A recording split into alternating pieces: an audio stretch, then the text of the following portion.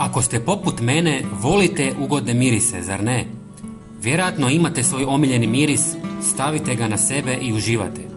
No onda dođe trenutak kada miris isklapi i pomislite kako bi bilo dobro da traje puno duže i da se jače osjeti.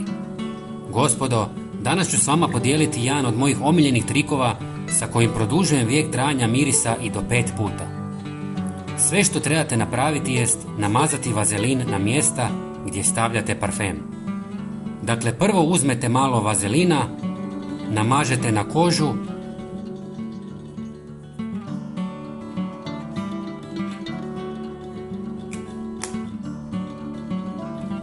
i pošpricate parfem.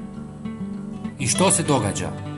Vazelin sprječava da se miris parfema upije u kožu i tako brzo ishlapi. Razlog je što vazelin djeluje kao barijera, ostaje na vrhu kože, ne upija se, pa kada nanesete svoj miris, on dulje ostaje na površini. Gospodo, isprobajte malo vazelina i produžite trajanje svog mirisa do 5 puta. Dragi prijatelji, napišite nam odakle nas gledate. Hvala vam puno. Pozdrav!